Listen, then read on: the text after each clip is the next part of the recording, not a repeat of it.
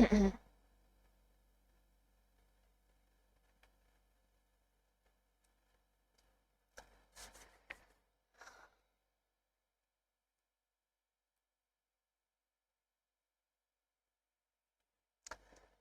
Everyone, welcome back to your favourite channel भटनी रईस। मैं दिव्या कवात्रा एक बार फिर से आप सभी का स्वागत करती हूँ। आई रियली होप आप सभी अच्छे हैं, बेहतरीन हैं और साथ ही आपने यूपीएससी प्रीलिम्स का एग्जाम बहुत अच्छे से अटेम्प्ट किया होगा एंड हम आप सभी की पॉजिटिव रिजल्ट्स की कामना करते हैं और सभी से ये रिक्वेस्ट भी करते हैं कि जो भी रिजल्ट रहे प्लीज पॉजिटिव रहें, प्लीज अपने लक्ष्य की तरफ अग्रसर रहें, निराश नहीं हो और हताश भी नहीं हो और मेंस की तैयारी में बहुत जोश के साथ जुट जाएं और इसी तरह से मेहनत करते रहें। एंड हम लोग आज बात करने वाले हैं इंडियन पॉलिटी का जो सेक्शन है यूपीएससी प्रीलिम्स 2022 के एग्जाम का, that was conducted on 5th जून। उसका इंडियन पॉलिटी का जो सेक्शन है वो हम आज डिस्कस करने वाले हैं। उसकी कैरेक्टरिस्टिक्स देखते हैं, किस तरह से जो पॉलिटी का सेगमेंट है वो बदला है पेपर के पैटर्न के हिसाब से, क्या चेंजेस जो हैं हम इसमें देख पा रहे हैं, ये सारी चीज़ों पर हम बात करने वाले हैं।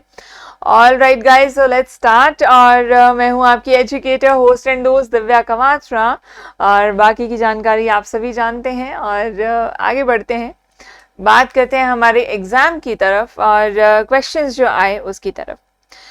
तो क्वेश्चंस पर बढ़े तो उससे पहले मैं आपको सभी को एक छोटा सा इंट्रोडक्शन दे दूं इस चीज़ का कि पेपर का पैटर्न हल्का सा बदला और उस बदलाव के कारण बहुत सारे लोग घबराए हुए भी हैं और ये भी लग रहा है लोगों को कि पेपर डिफ़िकल्ट है और कट ऑफ की एक्सपेक्टेशंस बहुत सारी जा रही हैं। लेकिन हम पॉलिटी की बात कर रहे हैं तो मैं माइन्यूटली आपको पॉलिटी तक लाऊं तो मैं ये कहना चाहूँगी कि थोड़ा सा वेटेज कम कर दिया है, डेफिनेटली कम कर दिया है।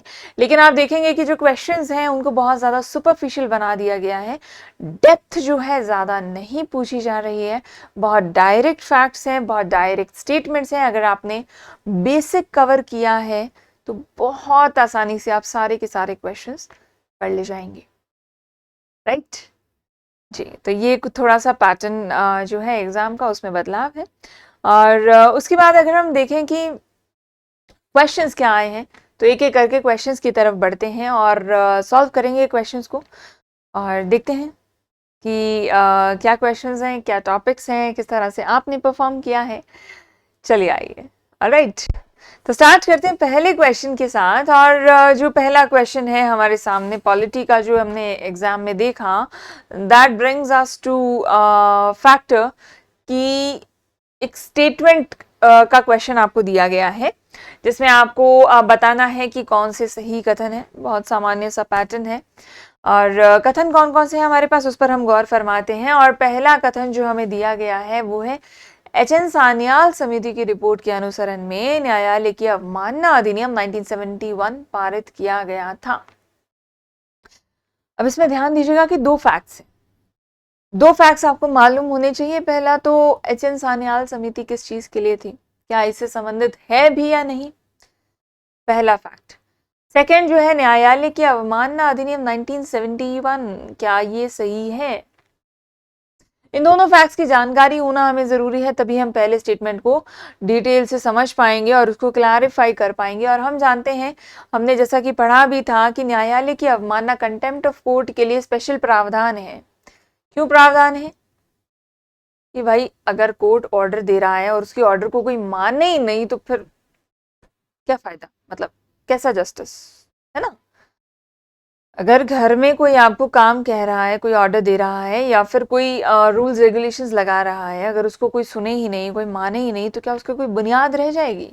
ऑब्वियसली नहीं रह जाएगी। तो ऐसा कोर्ट के साथ ना हो, इसके लिए हमने 1971 में ये कोशिश की थी कि न्यायालय की बात अगर नहीं मानी जाती है तो उसके लिए न्यायालय क्या है, सजा दे। इस चीज़ के प्रावधान के लिए हम अधिनियम लेकर आए, ठीक है। और ये किसके अनुसरण पर हुआ, किसने ये सवाल उठाया? एच.एन. सान्याल समिति ने ये सवाल उठाया। तो पहला स्टेटमेंट हमारे पास सही है जैसा कि हमने पढ़ा था। और इसी के साथ हम सारे पॉइंट्स डिस्कस करेंगे, डोंट वरी, लेकिन एक एक करके एलिमिनेट करते जाएंगे ताकि आपको पता चले कि अगर आपको सारा नहीं भी आता है तो इट इज कंप्लीटली फाइन। क्यों? क्योंकि आप एलिमिनेशन मेथड से आंसर निकाल सकते हैं, है ना। तो वो भी हम साथ साथ देखते जाएंगे कि आप किस तरह खेल सकते थे ऑप्शंस के साथ, अगर आपको प्रॉपर पता ना हो तो भी। आपके पास आ गया पहला स्टेटमेंट सही है, आपने सी और डी एलिमिनेट कर दिया। अपना अपना पेपर साथ रखिएगा, जिसके पास नहीं है पीडीएफ खोल कर रखिएगा प्लीज, ताकि आप अपने हिसाब से उसको समझ सकें, एनालाइज कर सकें। सी और डी ऑप्शंस एलिमिनेट हो गए, हम 50-50 के चांस पर आ गए एक ही ऑप्शन के साथ। अब एक चीज पर गौर कीजिएगा, क्या दोनों ऑप्शंस में आपको 2 दिख रहा है? दिख रहा है 2 सही है। अगर इन दोनों में से ही कोई आंसर है तो मतलब 2 तो हर कीमत में सही है। क्या इन दोनों ऑप्शंस में आपको 3 दिख रहा है?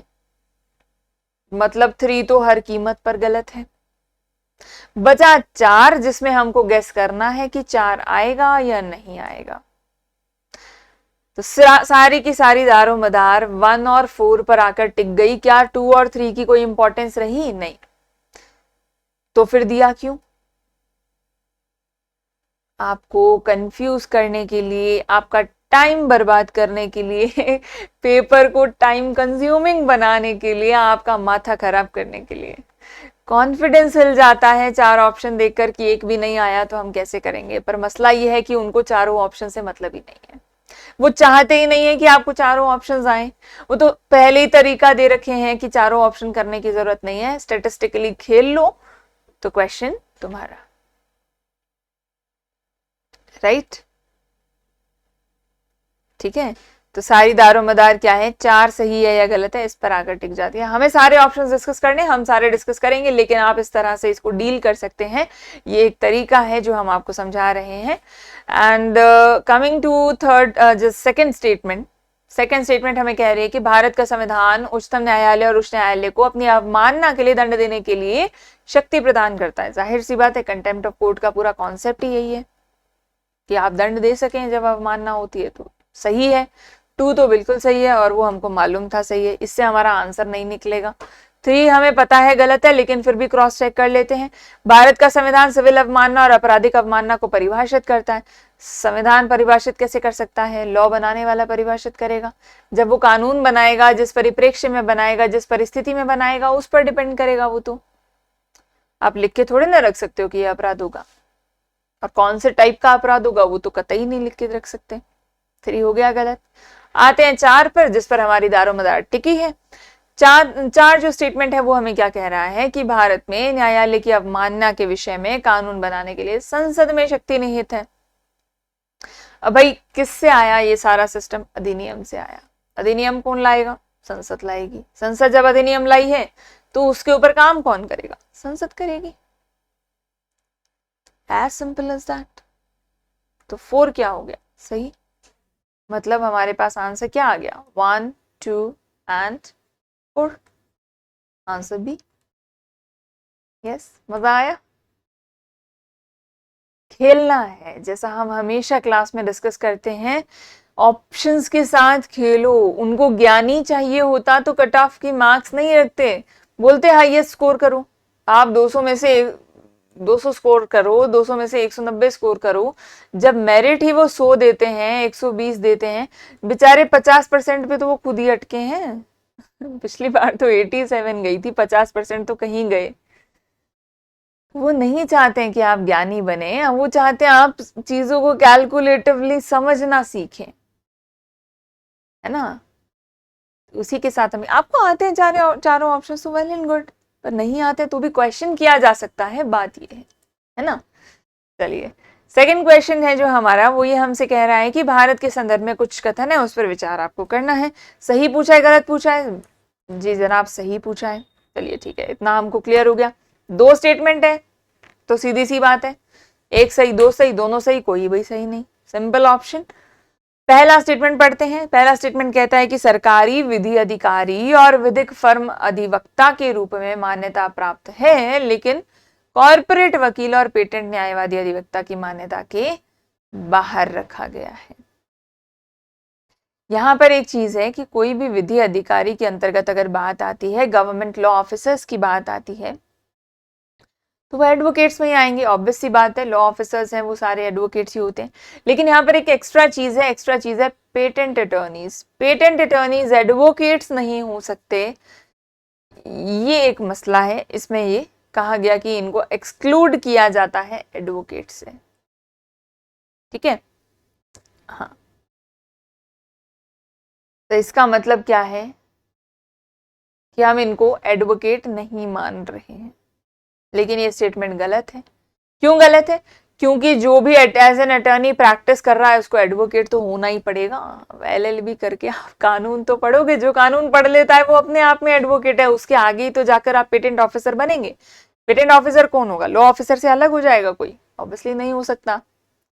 एडवोकेट तो उसको होना ही पड़ेगा, बाय डिफॉल्ट होना पड़ेगा। तो फर्स्ट स्टेटमेंट हमारा सीधा सीधा गलत हो जाता है। तो इसके साथ ही फर्स्ट स्टेटमेंट गलत है, तो ये दो ऑप्शन तो हो गए बाहर। अब आते हैं सेकंड ऑप्शन। सेकंड ऑप्शन हमसे कह रहा है कि विधिज्ञ परिषदों को विधिक शिक्षा और विधि महाविद्यालयों की मान्यता के बारे में नियम अधिकथित करने की शक्ति है।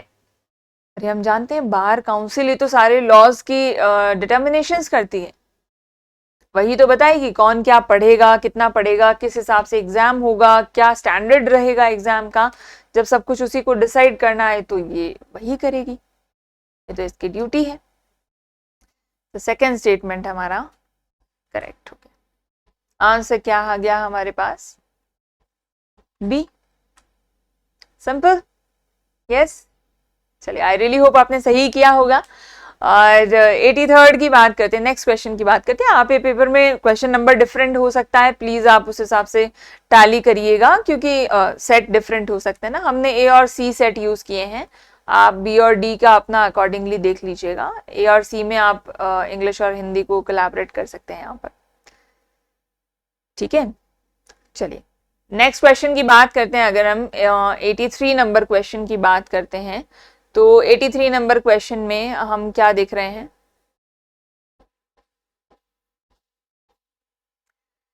स्टेटमेंट्स हैं, जो स्टेटमेंट्स हमसे कह रहे हैं किसी संविधान संशोधन विधेयक को भारत के राष्ट्रपति की पूर्व सिफारिश की अपेक्षा होती है। बहुत डिटेल से हमने इसको डिस्कस किया था कि कभी भी संविधान संशोधन विधेयक में राष्ट्रपति के पास साइन करने के अलावा कोई पावर नहीं है, ना तो पहले ना ही बाद में। बहुत अच्छे से हमने इसको डिस्कस किया था, आपको याद होगा कि राष्ट्रपति के पास संविधान संशोधन के संदर्भ में पावर है ही नहीं, ना तो इससे पूछा जाता है, ना इसको मना करने का अधिकार दिया जाता है। सीधा बिल आएगा, साइन करो, सिंपल। तो पहला स्टेटमेंट, पूर्व सिफारिश की क्या अपेक्षा होती है? नहीं होती है। जब कोई संविधान संशोधन विधेयक भारत के राष्ट्रपति के समक्ष प्रस्तुत किया जाता है तो भारत के राष्ट्रपति के लिए बाध्यकारी हो जाता है, बिल्कुल बाध्यकारी हो जाता है। अभी अभी हमने बात की, पहले कोई पावर नहीं है, बाद में भी कोई पावर नहीं है, साइन करना है तो करना ही है, तो बाध्यकारी है, बिल्कुल है। अब आपके पास एक गलत दो सही, एक गलत है तो इनको हटा दो, दो सही है तो वैसे भी हमारे पास आंसर आ गया। तो आपके पास फर्स्ट ऑप्शन से ही आंसर आ चुका है। अगर आप चाहें तो अगले क्वेश्चन पे मूव कर सकते हैं, 2 और 3 को स्किप करके सीधा सीधा। आपके पास टाइम है तो आप इसको टैली कर लें 2 और 3 के साथ, ताकि आपको श्योरिटी मिल सके, है ना। अदरवाइज आपका एक ही ऑप्शन से आंसर निकल चुका है और आप आगे जा सकते हैं, अपना टाइम बचा सकते हैं, ठीक है। सेकेंड क्वेश्चन की बात करें कि हमें पता है, सॉरी, सेकेंड स्टेटमेंट हमें पता है कि सही है, फर्स्ट स्टेटमेंट हमें पता है कि गलत है। बात करते थर्ड स्टेटमेंट की, तो संविधान संशोधन विधेयक लोकसभा और राज्यसभा दोनों द्वारा विशेष बहुमत से पारित होना ही चाहिए, इसके लिए संयुक्त बैठक का कोई उपबंध नहीं है। हमने बात की थी संयुक्त बैठक सिर्फ ऑर्डिनरी बिल में आती है। किसमें? ऑर्डिनरी बिल में। संविधान संशोधन विधेयक है, मनी बिल है, फाइनेंस बिल है, कहीं भी ज्वाइंट सिटिंग नहीं आती है, सिर्फ ऑर्डिनरी बिल में ज्वाइंट सिटिंग लाई जा सकती है। तो बंद नहीं है, बिल्कुल नहीं है। 2 और 3 सही हो गए, हुआ। हालांकि आंसर हमारे पास फर्स्ट से ही आ गया, लेकिन हम चलो टैली कर रहे हैं, दैट इज अनदर पॉइंट, हमें सारा एक्सप्लेन करना है। लेकिन अगर आप अटेम्प्ट कर रहे हो तो क्या कर सकते हैं, फर्स्ट के साथ ही आगे जा सकते हैं, सेकंड थर्ड स्टेटमेंट से हमें मतलब ही नहीं है, क्या करना है हमको उसका, है ना। ऑल राइट, चलिए नेक्स्ट क्वेश्चन पर चलते हैं। तो निम्नलिखित जो कथन है उस पर विचार करना है और सही कथन आपको बताना है। सेम पैटर्न है, दो कथन आपको दिए गए हैं, जिसमें पहला कथन है कि भारत का संविधान मंत्रियों को 4 श्रेणियों यानी कि कैबिनेट मंत्री, स्वतंत्र प्रभाव वाले मंत्री, राज्य मंत्री, राज्य और उप मंत्री में वर्गीकृत करता है। भाई देखो, संविधान जो है मंत्री और मंत्रिमंडल बताता है, पीएम बताएगा मंत्रिमंडल को कैसे कैसे डिवाइड करना है, कितने मंत्री होंगे, कौन से राज्य मंत्री होंगे, कितने उप मंत्री होंगे, वो सारा कैबिनेट के अकॉर्डिंग डिसाइड किया जाता है। संविधान तो केवल आपको काउंसिल दे सकता है ना। संविधान इस चीज को डिफाइन नहीं कर सकता। हाँ, हमने मंत्रियों के उसको डिवाइड किया है, बिल्कुल किया है, रूल्स एंड रेगुलेशंस प्रोसीजर्स के हिसाब से डिवाइड किया है, लेकिन इसीलिए ये स्टेटमेंट हो गया गलत, 1 गलत। चलो 2 ऑप्शन। नेक्स्ट, संघ सरकार में मंत्रियों की कुल संख्या प्रधानमंत्री को मिलाकर लोकसभा के कुल सदस्यों का 15% हो सकती है। सिंपल सा रूल है, सभी ने पढ़ा है, लोकसभा आपने पढ़ी होगी, तो 15% का रूल तो सबसे पहले ही हर किताब में मिल जाता है।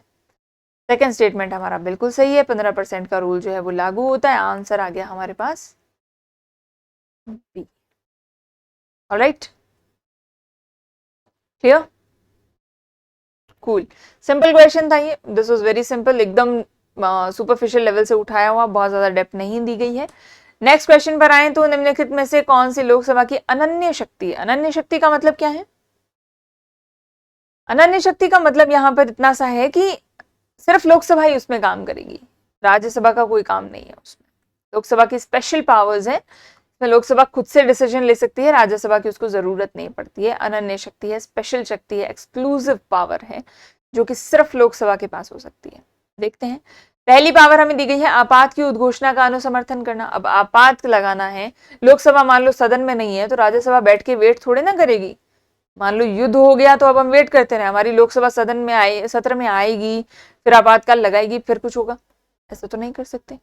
तो दोनों ही सदन ला सकते हैं ये तो उद्घोषणा का अनुसमर्थन करना सिर्फ लोकसभा की पावर में नहीं है, यानी कि 1 तो हो गया गलत, 1 गलत, तो 2 ऑप्शंस आपके एलिमिनेट हो गए, 2 ऑप्शंस एलिमिनेट हो गए।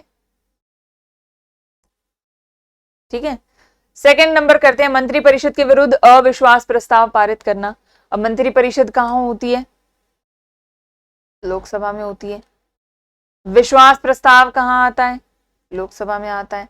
भाई राज्यसभा कोई डायरेक्टली चुनाव से आ ही नहीं रही, तो वो विश्वास प्रस्ताव किस बात का लाएगी? इसमें होता ही नहीं है।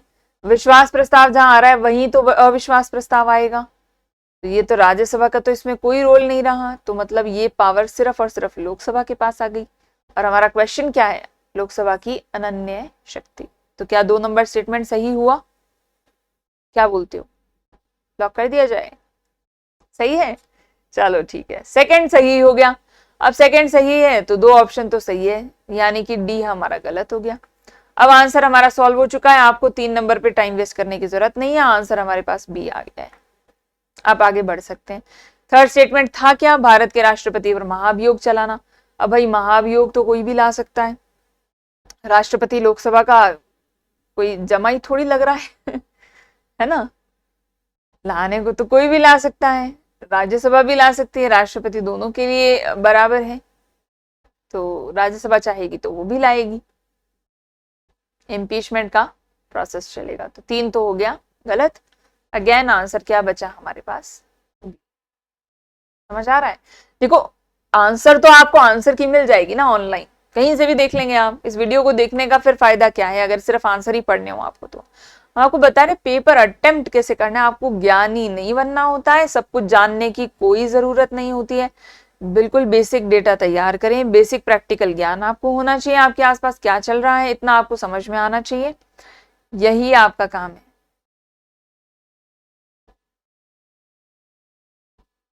ठीक है, इसीलिए हम थोड़ी सी कोशिश कर रहे हैं कि आपको पेपर अटेम्प्ट करना भी साथ साथ में समझा सके, ऑप्शंस के साथ खेलना कैसे है ये आपको सिखा सके। ठीक है, चलो, तो नेक्स्ट क्वेश्चन क्या है हमारे पास? नेक्स्ट क्वेश्चन है 86 नंबर क्वेश्चन। भारत में दल बदल विरोधी कानून के संदर्भ में कथन है। किसके विरोध संदर्भ में?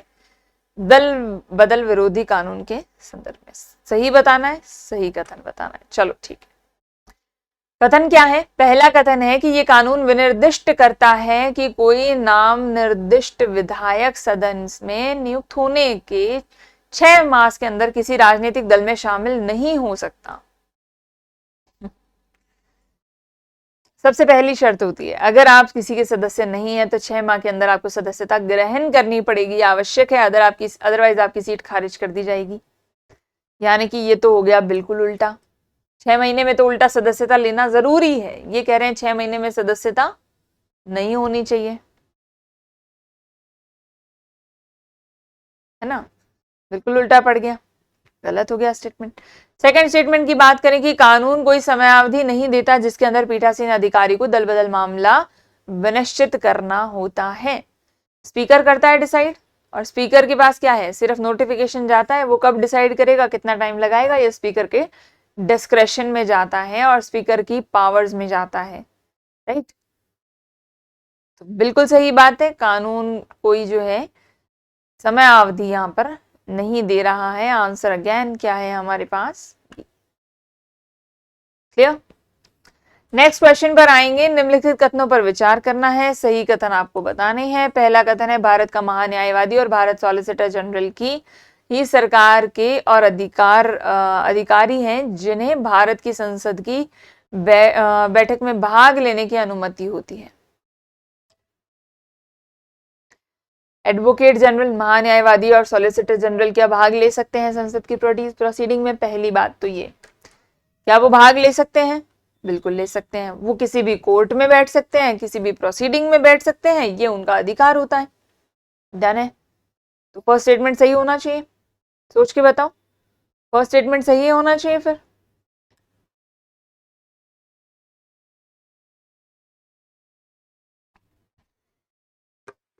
है ना? लेकिन एक घपला है, यूपीएससी का खेल है इसमें, चाल है यूपीएससी की। इसमें क्या चाल है? इसमें ये ओनली जो शब्द है ना, ये जो शब्द है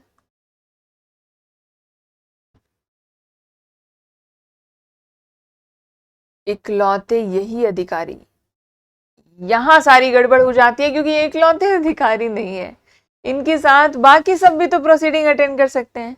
इंडिविजुअल मेंबर भी जा सकते हैं, प्राइवेट मेंबर भी जा सकते हैं, बाकी के गवर्नमेंट ऑफिशियल्स भी जा सकते हैं। तो ये है, सिर्फ ये है, ये बात सही है, सिर्फ यही है, ये बात गलत है। तो 1 नंबर स्टेटमेंट तो हो गया हमारा। सेकंड की बात करें तो भारत के संविधान के अनुसार भारत महान्यायवादी अपना त्याग पत्र दे देता है जब सरकार जिसने उसको नियुक्त किया था वो इस्तीफा देती है। जब सरकार ने इस्तीफा दे दिया, ठीक है, तब क्या होगा? इसको देना पड़ेगा त्याग पत्र। क्यों देना पड़ेगा? संवैधानिक पद है, अगला अपनी पोजीशन पर आया है, जब रिटायर होगा तब जाएगा। ट्रांसफर कर सकती है सरकार, उसको पसंद नहीं आए तो, लेकिन बदल नहीं सकती है। जाएगा नहीं, रिटायरमेंट होगी तभी जाएगा। सेकंड भी गलत हो गया। आंसर क्या आया हमारे पास? D, that is none of the above. Okay, चलिए नेक्स्ट क्वेश्चन की बात करते हैं। भारत के न्यायालयों द्वारा जारी रिट के संदर्भ में बात करें। रिट हमने बहुत डिटेल से पढ़ी थी। आई रियली होप आप सभी को याद रही होगी और काम आई होगी। तो रिट के लिए कथन है और सही कथन हमको बताना है। पहला कथन हमसे कह रहा है कि किसी प्राइवेट संगठन के विरुद्ध जब तक उसको कोई सार्वजनिक कार्य नहीं सौंपा गया, परमादेश नहीं होगा। परमादेश का मतलब, मैंडेमस का मतलब है हम आदेश देते हैं। इसका मतलब क्या है? हम आदेश देते हैं। अब भाई सीधी सी बात है, आदेश किसको दोगे? जो सुनेगा। सुनेगा कौन? प्राइवेट वाले नहीं, सुननी पब्लिक वालों को ही पड़ती है। प्राइवेट वाले तो लात मार के बाहर निकाल देते हैं। तो जब प्राइवेट वाले पब्लिक का काम कर रहे हैं तो उस समय वो पब्लिक एंटाइटी का रूप धारण कर लेते हैं। फॉर एग्जाम्पल पीपीपी मॉडल है, पब्लिक प्राइवेट पार्टनरशिप, यानी कि पब्लिक सेक्टर भी आए, प्राइवेट सेक्टर भी आए, दोनों पार्टनरशिप करें और मिलकर काम करें। तो यहां पर जो प्राइवेट कंपनी है वो काम किसका कर रही है? पब्लिक का कर रही है। पब्लिक का इन सेंस सरकार का काम कर रही है ना। तो यहां पर क्या होगा कि प्राइवेट ऑर्गेनाइजेशन जो यहाँ पर काम कर रही है, पब्लिक प्राइवेट पार्टनरशिप में बात कर लें तो कोई भी प्राइवेट संगठन है, अगर वो पब्लिक काम करेगा तो क्या होगा? परमादेश जारी किया जा सकता है। सार्वजनिक कार्य सौंपा जा सकता है, बिल्कुल सौंपा जा सकता है। परमादेश लागू होगा फिर, बिल्कुल लागू होगा। इसमें क्या दिया है? दोनों ही चीजें उल्टी हो गई। ठीक है, तो क्या कह रहे हैं कि जब तक वो सार्वजनिक कार्य में काम नहीं करेगा तब तक उसको बैंडविड्थ नहीं मिलेगा। सही बात है भाई, जब वो काम ही प्राइवेट कर रहा है तो हम परमादेश कहां से लगा सकते हैं? जब वो पब्लिक में एंटर होगा तभी तो परमादेश लगाएंगे। तो कथन सही हुआ, बिल्कुल सही हुआ। 1 आपके पास सही है। ठीक है, एलिमिनेट करो, 2 और 3 गया। ठीक है, सेकेंड स्टेटमेंट पे आओ। सेकेंड स्टेटमेंट कहता है किसी कंपनी के विरुद्ध भले ही वह कोई सरकारी कंपनी हो, परमादेश नहीं होगा। अब सिंपल सी बात है, पहले स्टेटमेंट में तो देखकर आए हैं, अगर वो प्राइवेट कंपनी है या सरकारी कंपनी है, अगर वो सार्वजनिक काम कर रही है तो मैंडेमस आएगा। देखा ना अभी हमने कि अगर सरकारी काम हो रहा है तो मैंडेमस आएगा, और ये कह रहे हैं नहीं होगा। ऐसे कैसे नहीं होगा? गलत है भाई तुम्हारा स्टेटमेंट। 1 सही 2 गलत। अब 2 यहां से हटा दो, 2 यहां से भी हटा दो, आंसर क्या आ गया? सी। थर्ड स्टेटमेंट हमें करने की जरूरत नहीं पड़ी, हमारे पास आंसर आ गया। लेकिन हम करना चाहें तो हम उसको समझते हैं कि कोई भी लोक प्रवण व्यक्ति अधिकार परीक्षा रिट का प्रयोग करने हेतु न्यायालय में समावेदन करने के लिए याची हो सकता है। पेटिशनर, कोई भी व्यक्ति इसके लिए पेटिशन कर सकता है अधिकार परीक्षा के लिए। वो वारंटों के लिए ऑफिशियल होना जरूरी नहीं है, कोई भी व्यक्ति खुद आए, उसका सहयोगी आए, उसका भाई आए, परिवार आए, कोई भी व्यक्ति को वारंटो जारी की रिट लगाने के लिए, पेटिशन करने के लिए अधिकारी होता है। देन आंसर क्या आया हमारे पास? C. Next question, Ayushman Bharat digital mission के संदर्भ में कुछ कथन दिए हैं हमको। ऑल्दो ये पॉलिटिका नहीं है लेकिन उसके सेगमेंट के बीच में था तो हम डिस्कस कर रहे हैं। और जो आंसर है हमारे पास इसका वो डी है। 1, 2 एंड 3 सारे ही स्टेटमेंट आपको यहाँ पर सही दिए गए हैं कि प्राइवेट अस्पतालों और सरकारी अस्पतालों को ये मानना पड़ेगा, बिल्कुल मानना पड़ेगा, सभी के लिए है, सभी तक पहुंच बनाने के लिए। अब लक्ष्य यही है कि सार्वजनिक व्याप्ति हो, तो जाहिर सी बात है कि नागरिकों को भी इसमें हिस्सा लेना पड़ेगा, बिल्कुल लेना पड़ेगा। पूरे देश में निर्बाध रूप से लागू होगा तभी तो अप्लाई होगा। तीनों स्टेटमेंट हमारे पास सही है, आंसर है 1, 2। फाइनली लास्ट क्वेश्चन की बात करें तो लास्ट क्वेश्चन में हमारे पास है लोकसभा के उपाध्यक्ष के बारे में, डेप्यूटी स्पीकर के बारे में बात करें तो आपके दिमाग में एक इमेज आनी चाहिए। संसद है, लोकसभा, राज्यसभा, प्रेसिडेंट। लोकसभा में स्पीकर है और फिर डेप्यूटी स्पीकर है। अब ये स्ट्रक्चर आपके दिमाग में रहनी चाहिए जब आप क्वेश्चन करें। तो क्वेश्चन क्या कह रहा है कि लोकसभा के कार्य पद्धति और कार्य संचालन नियम के अनुसार उपाध्यक्ष का निर्वाचन उस तारीख को होगा जब अध्यक्ष नियत करेगा। अब उपाध्यक्ष की नियुक्ति कहां से होती है? सदस्यों में से होती है। जो सदस्य होते हैं उन्हीं में से एक व्यक्ति को नियुक्त कर लिया जाता है। तो जिस दिन स्पीकर बोलेगा उस दिन नियुक्त कर देंगे। तो क्या तारीख स्पीकर द्वारा डिसाइड हुई? बिल्कुल हो गई। एक कथन सही है हमारे पास। अब एलिमिनेट करो, जहां जहां एक नहीं है वो हटा दो। 50-50 पे आ गए। अब इसमें एक चीज देखना, 4 ऑप्शन है, नहीं है मतलब 4 तो हर कीमत पर गलत है। 3 ऑप्शन दोनों में है मतलब 3 तो हर कीमत पर सही है। सारा खेल किस पर आ गया? सेकेंड ऑप्शन पर आ गया। सेकेंड ऑप्शन क्या कह रहा है कि ये आज्ञापक उपबंध है कि लोकसभा के उपाध्यक्ष के रूप में किसी प्रतियोगी का निर्वाचन या तो मुख्य विपक्षी दल से या शासक दल से होगा। अब ये कैसे पॉसिबल है? अभी अभी हमने बात की, डेप्यूटी स्पीकर जो है जो सदस्य होते हैं उनके बीच में से आता है। सदस्य में तो इंडिविजुअल इंडिपेंडेंट पार्टीज भी होंगी, दूसरी पार्टीज भी होंगी, ऑपोजिशन भी होगा, रूलिंग पार्टी भी होगी, सबका मिक्सचर है कि नहीं? जब सबका मिक्सचर है तो फिर क्या हुआ? क्या होगा? जो हम उपाध्यक्ष के लिए उपबंध देख रहे हैं कि सिर्फ विपक्षी दल या शासक दल से होना चाहिए, वो गलत हो जाएगा। यानी ऑप्शन क्या बचे हमारे पास, 1 एंड 3।